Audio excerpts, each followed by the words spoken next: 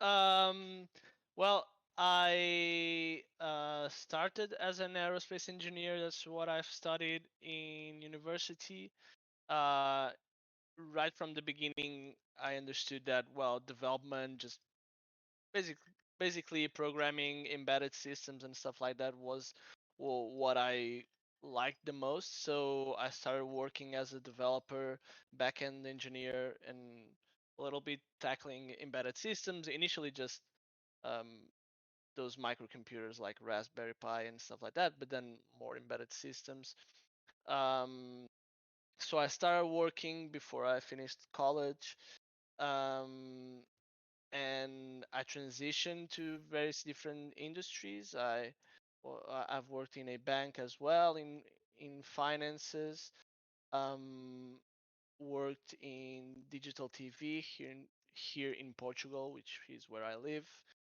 Um, and yeah, eventually I ventured into the blockchain world.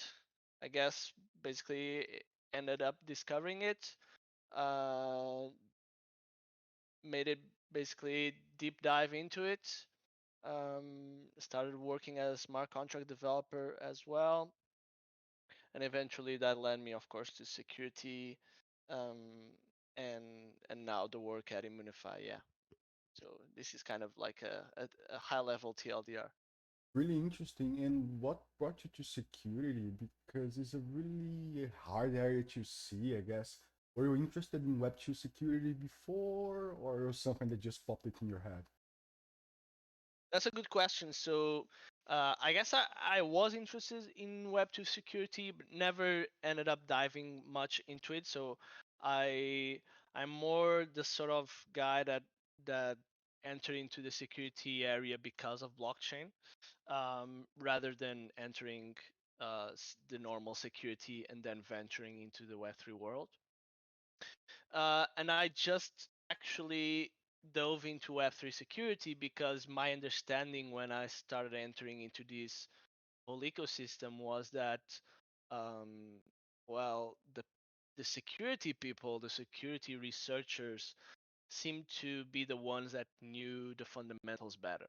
Okay, so how do they manage to find these bugs? How do they manage to audit smart contracts, to hack smart contracts?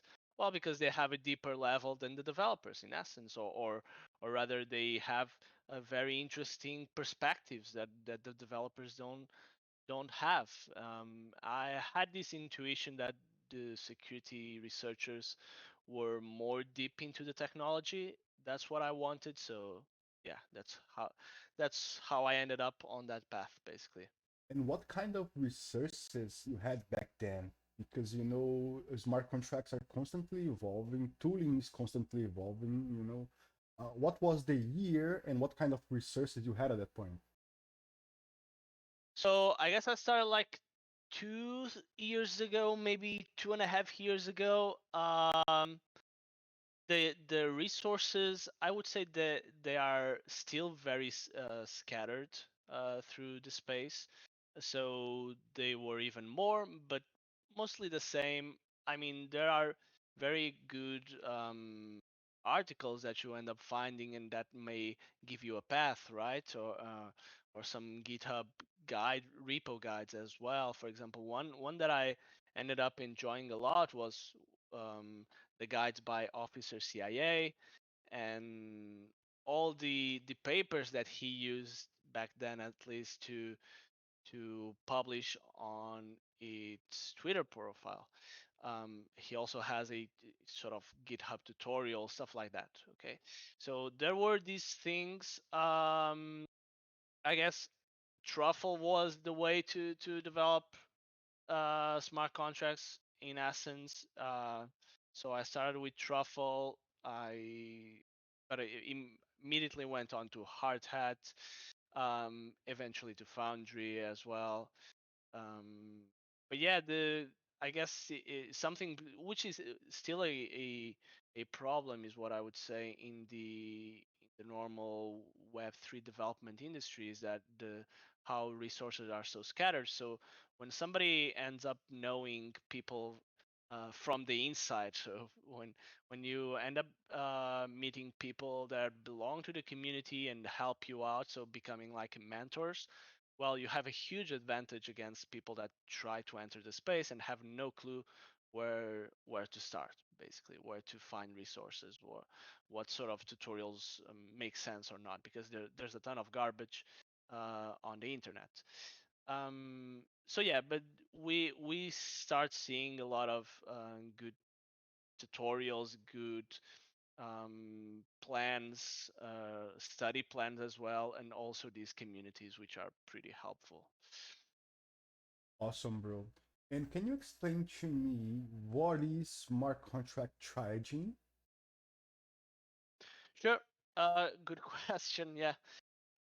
So basically, yeah, I work at Immunify. So for the ones who don't know what Immunify is, basically a bug bounty platform in Web3. Um, Projects will have a program with targets in scope, smart contracts, the blockchain, or even Web2 interfaces. And then white hats will try to find some bugs in those assets in scope according to very specific rules. And by disclosing some vulnerabilities that you end up finding, you will get some handsome rewards. Basically, that's the gist of it. Instead of exploiting, you are contributing and earning good money. A triager, what he does is, well, these white hats will have to craft bug reports, and often enough those bugs don't actually exist, um, or maybe there needs to be a good analysis or a third party analysis of what the actual impact is, what should be the the fair reward according to the bug bounty program rules. So these sort of things, right? The triager will enter into mediation, which is kind of trying to resolve a conflict between white hat and project. It will enter once there is disagreement. There there is a need of technical clarity, and a deep dive into the vulnerability. Basically, this is what a triager does, You know, there's something essentially. that gets me super curious. You know, these guys, these Web3 hackers, you know, white hat, black hat, doesn't matter. They all have very specific and weird personalities, I would say, you know. How do you convince a guy that's so smart that what he did is not working and it's wrong? That's a cool question. Yeah, so there's definitely a ton of different, I would say, white hat profiles, different types of white hats. Some are more grayish, and some are less. Some are more receptive. Some are pretty experienced and come from many years of hacking in the Web2 industry. Some are actually very novices. So you can actually see some, well, not you, but the triager uh, some often sees bug reports from very or high severity bugs in essence that don't have uh, a very understanding of technology, which is pretty weird. So they, in essence, have a very suitable hacker mentality. In essence, they manage to find problems, but they don't necessarily understand deeply the technology fundamentals. So they're just saying that there are many different types of white hats. Um, in the end of things, you might simply not be able to convince a white hat. You always try to find to find a compromise between the parties. If some parties is pretty stubborn, and most of the times, or big majority of the times, the it ends up in a settlement that both are happy about. Okay, there's a ton of nuances. Projects don't want to be bad against white hats because projects understand that they need to cater to the security researchers and to the security community. Otherwise, well, they it will hurt their image as people taking security seriously. But at the same time, projects also tend to not want to pay more than what they think is fair, and usually they might try to downsize the rewards. So, and the white hats on the other side, they always want to increase their rewards, and sometimes they just might just not understand deeply what is the actual impact. So yeah, sometimes they end up not being convinced. They can just take it, try to take it to the public court opinion, in essence, trying to shame the project publicly. Sometimes this happens. Um, yeah, but I guess that's it. And do you guys also do any sort of negotiation with black hats? So if my project got hacked, if I talk with Immunify, maybe they have more means to send a message to these guys, or it doesn't happen at all? No, that doesn't happen. Yeah, I know Immunify used to help a lot with incident response. Uh, Now I think only in very rare cases it helps with that. But yeah, I understand, yeah. negotiating with black hats definitely not something that Immunify does. Yeah. And bro, something that I see people saying a lot is that we're having at this point a boom in security. I just don't believe that. I just think that we are too focused on CT security, because I think the Web3 by itself is booming. You're really seeing like there's an inflow of Web3 developers going to become auditors and doing contests. Yeah. Yeah, I definitely see that flow as well. So and that also translates to the maturity of the space. So if you were around 2 years ago, or rather, you don't need to be. You can check the hacking events that were happening 2 years ago, for example. Nowadays, you still see simple vulnerabilities getting exploited. Of course, you know that famous repo by PCA Versaccio, PK Versaccio. I don't know how to say his name, but he has a Pascal. repo on, yeah, Pascal, exactly, on the various reentrancy hacks that happen here, and he keeps updating that, and and they still happen, right? Um, but 2 years ago, you'd see just um, a much more terrible landscape of secure smart contracts. Okay, and nowadays you actually see projects that almost become ossified in the sense that they are um, they are pretty seasoned projects that people have huge trust, and you don't see hacks happening to them, hopefully. But also the vulnerabilities and the hacks tend to be more and more creative. The bug reports, also, if you go and read bug reports from 2 years ago up until today, you see that white hats need to be more and more creative to find and to manage to exploit. So all of this tells something about the maturity of the space, and much to do with that is, I would say, the inflow of Web2 researchers. Uh, I know a ton. I've seen them as well, um, and and that's pretty good because it just brings a ton of experience. Um, and also, I guess the money in the space attracts a lot of people, right?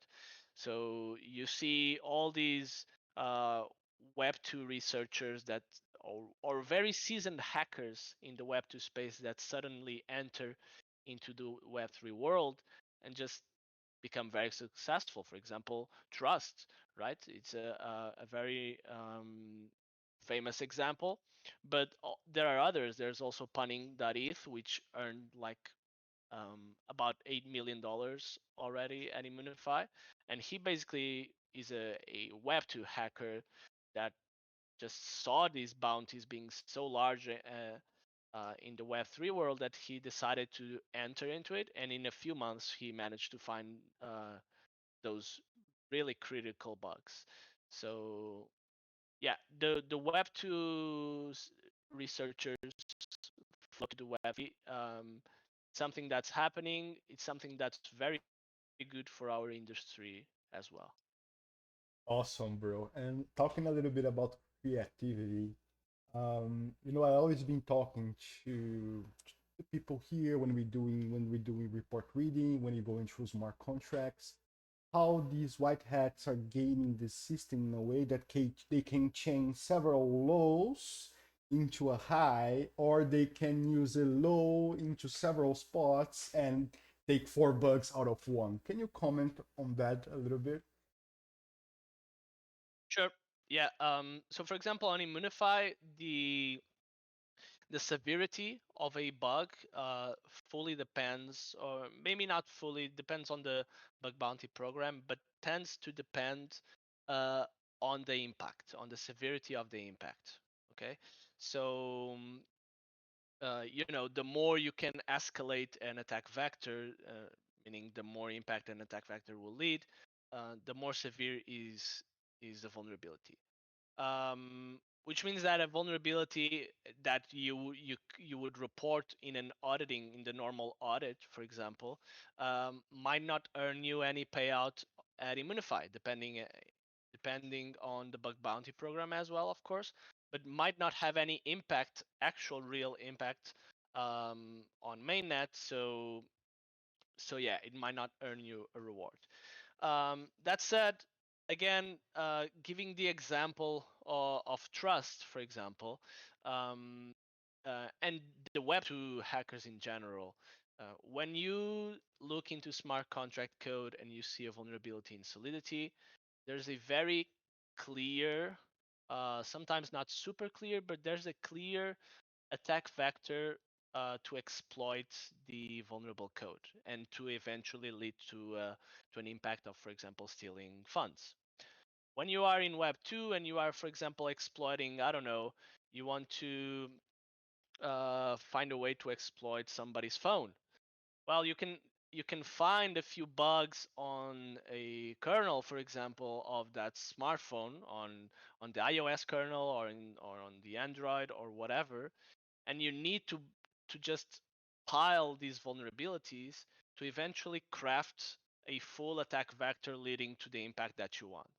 So the Web2 hackers are pretty used to having to combine a bunch of very low severity vulnerabilities to eventually lead to a critical impact, because that was the only way. When I say Web2, I'm generalizing a lot, but I'm more thinking about this sort of, for example, smartphone hacking, for example. Um, anyways, you need to pile a bunch of vulnerabilities to eventually have a good impact. When you see Solidity, this is not so obvious, but when hackers bring this experience into smart contracts, they might be able to exploit, for example, um, the fact that there was this assumption that ends up not holding. Okay, and how does it not hold? Well, if you use these three low severity vulnerabilities that the smart contract has, combined, the assumption might not hold, and it might lead you to a very critical impact. So definitely, when either in an audit or in white hat hacking, when you find a low vulnerability, you just put it in the bag. You save it in essence, and you keep on researching, and you keep on trying to find more vulnerabilities.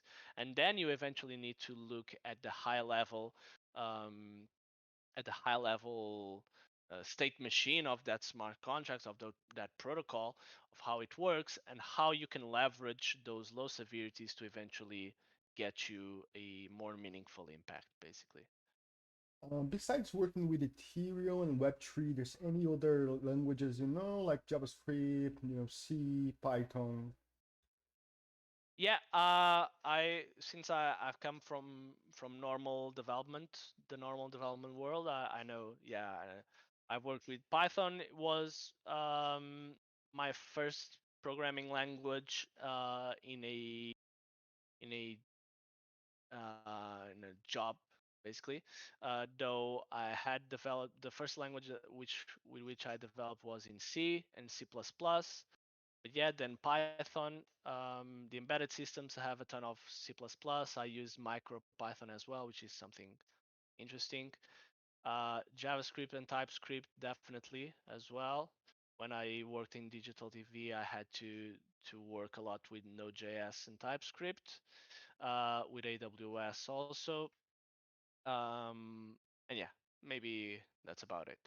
Bro, I imagine you are constantly in touch with developers, right? With white hats and everything. Um, Yeah. what were the keys that caught your attention and what did they had different, you know? What do you mean? I mean, you saw that they were good, that they were coming up with good POCs, that they had a good eye for exploits and vulnerabilities. Okay. Yeah. Good question. So, um, there's definitely a big difference in the bug report quality, okay, that you can instantly see when you read a bug report. Sometimes there are even elite white hats, which we call basically elites, the ones that earned like more than $100,000 at Immunify. Some of these elites don't actually know very well how to craft a good bug report, which is pretty bad. Crafting a good bug report will just work a lot in your favor, just in being clear into what is the impact, how you can get it. Um, but there are some elite hackers that just write uh, bug reports that are just perfect, right? So, for example, punning it is a clear example of somebody that writes bug reports that are almost undeniable, right? You look at them and you immediately see that the impact is there. The explanation is super thorough. There's another white hat as well. I'll just I'll don't. The it's in the leaderboard as well, and in the leaderboard he's called Walker, and he basically also provides just uh, super thorough bug reports with a very deep understanding of the underlying technology. So, if, for example, your bug report is touching on a bunch of protocols or in a bunch of infrastructure of the blockchain, you show that you have a very deep understanding of that. Well, that's a whole different story, and it provides a lot of assurances to the project as well, and immediately tells that they need to take the bug report very, very seriously. So That's yeah, that's very cool. crafting a bug report and and and doing a good POC are just two things that if you do those two things, uh, the chances of getting the payout is huge. And often enough, even white hats that end up not finding any vulnerability, if you do provide a very good bug report, often projects will pay you just a goodwill bounty because you went so much. You basically did a very thorough bug report with a POC, etc. Ended up not having actual impact, but it was clear that you worked and that you audited the code, etc. So projects often um, pay a goodwill bounty to the white hat. I'm thinking on here is most of these researchers they are not. I mean, they could be from non-English speaking countries, right? Do you think ChatGPT can help us get you a good quality report? Um, I don't know if ChatGPT is the best tool for translation or that sort of stuff. Maybe it might help you with crafting and passing on ideas in a clear way. I mean, people use it all the time to write articles, for example.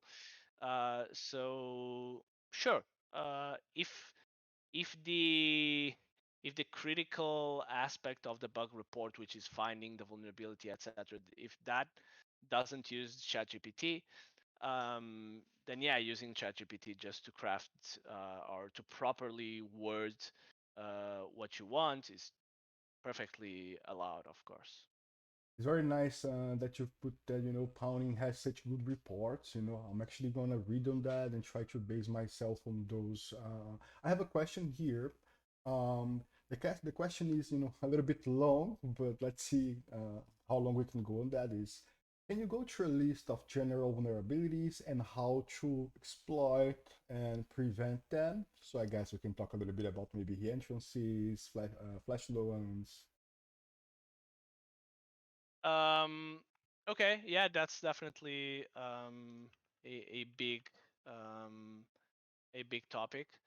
Um, so first of all, just something that I would say is just for every vulnerability is that you have proper testing in your repo. Okay, so when you are developing a protocol, if you have a good coverage, not necessarily 100%, but you have a good coverage, like Sam Sun specifies what a good coverage is, like um, basically covering the edge cases and having like I would say like a 90% coverage or something like that. If you have that, then it's a good assurance. And nowadays, I would say that you need to have proper fuzz tests and ideally stateful fuzz tests as well. So I really think that there are a bunch of bugs out there that will be found just by trying to fuzz some smart contracts. Um, This is really yeah, interesting. where are you going? This is really interesting. Yeah, I think that a few years ago you would find some bugs on smart contracts by running Slither against them. Uh, so I would say that nowadays that's rare, but stateful fuzz tests or invariant testing or whatever you want to call it, definitely I'm sure that there are a ton of smart contracts that have vulnerabilities where those tests could have prevented the vulnerabilities. So we will see, hopefully, in the industry the more normal adoption of fuzz testing in the normal development pipeline is what I imagine. Um, yeah. There's something that is. As for Go on. yeah, go ahead. I mean, because it's a little bit of a long topic, so there was something that I'm always thinking about, and it's quite related to this. Is with Web3, it seems that we have a list of possible vulnerabilities that is not constantly being updated like we have with Web2. So we have, you know, Oracle manipulation, flash loan, you know, maybe access immutability, access control. How do you feel about that? Do you feel that we're gonna find out some new category of bugs at some point, or we're just gonna see more creativity over the kinds we have today? Yeah, that's a good question as well. So um, I was crafting with just somebody at least a classification that it was going to be output. I'm not sure if it is Immunify that would output that, but just another company. A list of 10 categories of smart contract vulnerabilities. Okay, the purpose of being 10 categories was succinctness, and I guess it would be just a good way of presenting in an article and stuff like that. Yes, there's that smart contract weakness classification registry as well. Um, and in those 10 categories, when I was writing them, it was suggested to me to add a category of others. Okay, so the others basically would also incorporate any novelty vulnerabilities. Now, I'm not sure. I would say that yes, definitely some novel vulnerabilities might appear. Okay. For example, the read-only reentrant C vulnerability was a vulnerability that had appeared already in a case, though it wasn't or hadn't been properly documented as it was once it got out by chain security. And yeah, so in that case, you can say kind of that suddenly you have now the knowledge of that new novelty vulnerability. Um, but yeah, it will just be more and more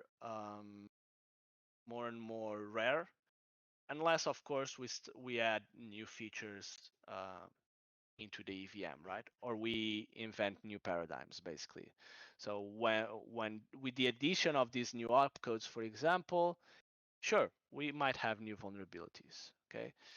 um, I'm trying to think on the smart contract level, because on the base layer, well, you can have just an infinite number of vulnerabilities. Yeah.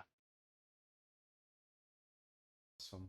And since we're talking about tooling and everything, we're talking about, vulnerabilities. I think VCs are kind of tired of losing, 200 millions, 300 millions. What do you, how is your feeling about the AI thing? Why every auditor is now worried that ChatGPT will take their job? Uh, I'm not worried about AI. I'm confident it will not take my job, at least. um, I see a big step, to be honest. I might be a controversial opinion on my side, but I see a huge at least at least a big gap between the AI and just the normal researcher, not even necessarily a very good researcher. I think we can feed them as much input as we want, and we will still lack that specific critical thinking of a researcher, to be honest. Uh, Hackers are becoming more and more creative as well, so they are distancing themselves as well. But ChatGPT and AI tools are being used to report many bug reports on Immunify. Uh, they almost all of them, if not all of them, as of now, are all trash. Um, are they good tools to help out the auditor? Are they good tools to help out the white hat? 100%. I use GitHub Copilot. That it's just super good, super useful, and just helps a ton with development. So I develop smart contracts as well, and I mean the GitHub Copilot thing just improves you become much more quick at developing smart contract, at developing tests, especially. So yeah, I see these AI things as good tools for us. I don't see a near future where they will replace the auditor. Um, Makes sense. maybe the tools that are being developed, like formal verification tooling and static analyzers and all those really cool security tools that are appearing in the space. Yeah, those might, well, the auditor will start to uh, needs to learn those tools. Basically, needs to have the more tools it has under his belt, the better. But being replaced by a tool, I don't see that happening. Awesome. And since we're talking about tools, there's a question here from OG is what frameworking tools do you use when approaching a security audit? For example, do you have a traditional browser methods like Google DevTools and these type tools, right? Or do you have something specific for Web3, some plugin that shows the addresses of the contracts for the front end? Okay. So I'll use definitely just um, the the most important one of all is really just reading code. So I'll just put the code on VS Code and just start reading it. I have some plugins. I I have I've had them for some time. Let me just see, but just the normal ones, the Solidity Visual Developer, which has a bunch of different plugins, where basically you can annotate in essence, annotate this line. You put some audit issue or some tags that you'll say, okay, I don't need to check this again, or maybe you flag something as saying this is definitely a low, or then you flag something as this is concerning. I might need to look at this again afterwards. Um, and it is essentially uh, flagged just for you to possibly build with another flags and eventually lead to a meaningful impact. So writing is really for me the best, reading and writing in the code. I've heard white hats when they audit code, for example, some even print the code in paper. For example, I know Riptide does that, um, and I've seen others auditors doing it as well. The purpose of that is really just to be specially focused. So maybe that's the most important point of it. Then I really like a an approach. I've only seen Trust talking about it, but I really like drawing the approach of drawing a state machine of the high levels protocol functioning of the contracts functioning. So you seeing the high level will tell you what are the big assumptions of the code, and you will know, for example, maybe you there's a state change that the developers weren't didn't know about or weren't aware, and you can potentially exploit that. For example, changing, they are expecting to change the state from proposal to voting to executable to executed, whatever, but maybe you can try to execute before uh, beginning the voting. Yeah, I'm just throwing it out, right? How, So what? Sorry. how does one create a state machine at the high level of the contract? Yeah, you just draw it. So there are good tools. For example, Slither, interestingly, has some printers that most people are not aware of. But Slither has some printers and also some modules uh, that will help you. The printer specifically will summarize a bunch of key informations of the smart contracts that you are analyzing. So you can, for example, print a graph, which is a control flow graph of one of the smart contracts, and it will tell you what are the operations or changes in the state that will send you to some other some other state of the smart contract, really. But this the process of this is really just to trying to abstract it away as much as possible and draw a control flow graph and understand what are the possible states uh, of the smart contracts, basically, and what are the vectors that will lead to the changes. Awesome. I have one more question here is a lot of projects on Minify seem to write hard hat tests. Is okay to submit a POC on Foundry? Yeah, it's perfectly fine. You can A POC needs to be code. That's the most important thing. I'm not the one making the rules, but if I were the one making the rules, I would close all reports that don't have code in the POC, to be honest, because it is explicit in the rules that the POC really needs to be exploit code and not just pseudocode. Okay, so for example, a hard hat test will suffice perfectly, or a chunk of the hard hat test doesn't matter. Um, a foundry test as well, of course. Yeah, definitely. Awesome. Another question that I have is, how was the interview process of becoming a triger at Unify, and what skills do you need to have to uh, become one?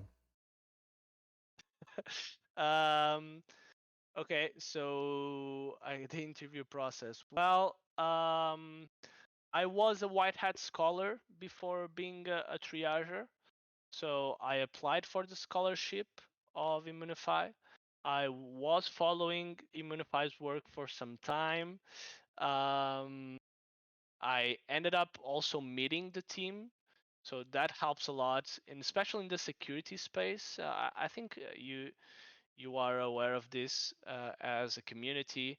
Um, it is to do a business in security. Well, trust is a really important issue, a really important point.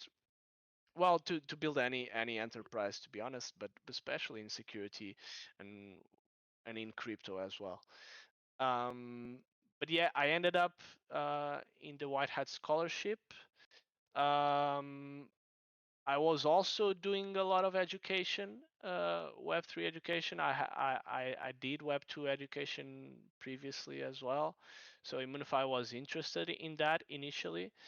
So yeah, I went on the interviews of the triager, and the interviews are really mostly trying to evaluate your your working skills, your teamwork skills, and your character in essence, whether you are aligned with the company values, okay, which are good values in essence, integrity values and honesty and that sort of stuff. And then you have technical tests, which the technical tests maybe I can say I will not say the details of it, otherwise it might give you an advantage to somebody if you try to interview or something. But um, in essence, you need to audit a smart contract. You have no idea how much vulnerabilities the smart contract has, but you need to find in a specific time as much vulnerabilities as possible in a very buggy code. So the vulnerabilities are just all sort of severity levels, from really low to some vulnerabilities that are actually, for example, possibility of exploiting slippage or griefing or something like that, or then the classic reentrancy ones, or maybe if he is using a proxy, some shenanigans in the way the proxy is set up. So yeah, just very confusing, to be honest, very confusing code that you need to suddenly look at and try to find as much vulnerabilities as possible. It was something like that. Yeah, Awesome. it went well. Really cool, bro. And another question that I have here is, what roles are Unify hiring besides auditors? Wow. Um, I have no idea. I can check it right now, but Immunify is not hiring any auditors. Okay, so just putting it out. Though I guess anybody can be a white hat at Immunify, so that doesn't require hiring. You can just sign up at Immunify and you start. Well, you report any bug that you might find in a project at Immunify. But Immunify actually is looking for a Web 2 engineer, actually, so a TypeScript engineer. Uh, and some security specialist as well. I don't know the details of the job specs, but yeah, you can go to Immunify. I'm sure there's a tab there that says careers. Yeah, you go to Awesome. careers, and yeah, you can check that out. Another question. So recently, I've seen many white hat bugs got close saying it's a known issue. What do you guys looking to get the confirmation from the project to know if it's really a no issue? Good question. Yeah, so um, when it is a known issue, well, it can be either the issue is specific on an audit report that is part of the bug bounty rules of that project. So the bug bounty program of a project usually has, oh, there's these vulnerabilities that are in scope, or these impacts or something. Uh, but any vulnerabilities that belong to these audit reports that we had, they will not be paid. So that can be a known issue. And another known issue would be a duplicate bug report, which is always unfortunate, but basically a white hat might beat you in this race, in essence, of finding the bug. And whenever there's this issue, the project should um, provide some proof that it is indeed a known issue. Okay, so for example, when it's a duplicate, it might show the bug report, but again, the white hat doesn't have privileges and cannot see the bug report. So Immunify gets called, and Immunify will check whether the other bug report was indeed the same issue. Okay, so basically that's that. It has some cons, obviously. There's some trust assurances here, or some trust issues involved, right? The white hat needs to.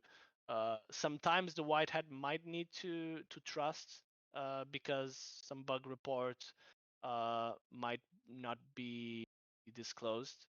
Might You might not be able to disclose a given bug report, and you just need to say yes, it's a duplicate. Unfortunately, um, Immunify is trying to resolve this bunch of trust issues, just trying to give a as best of a white hat experience as possible. Um, but yeah. I have another one. How much do you guys check in a report versus how much of the responsibility of the reporter? Example, in the early days, I know that some triggers check the validity of a report, but seem like there's now is mostly up to the reporter of the project, right? So about the Okay. follow up, like you look into reports or any communication only when Immunify is requested to look into it, or is there a communication behind the scenes reporter can see? Cool. Good question. Uh, so yeah, in the early days, Immunify. Well, before I was at Immunify, though I've read a lot of reports from those early days, and yes, any bug report was immediately escalated to Immunify, and Immunify would validate the bug report before going to the project, something like this. Nowadays, no, there's a lot of bug reports that get easily or a solution or an settlement is met um, without the need for Immunify to look at it. There's also mediators at Immunify, which are basically these people that will look at the bug reports whenever White Hat or a project requests mediation, or maybe can even look um, without the need for White Hat or project to request. It might depend on the program of the project. Um, and then there are the triagers, which basically provide the most technical mediation possible. Okay, and not all bug reports go to mediators, and even less bug reports will go to triages potentially. Um, yeah, in essence, that's it. Bro. Any prediction on when does the White Hat Hacker Scholar is going to happen again? The Scholar program? Uh, no idea. I'm not sure. It is on hold indeed. I don't know if it will come back. Um,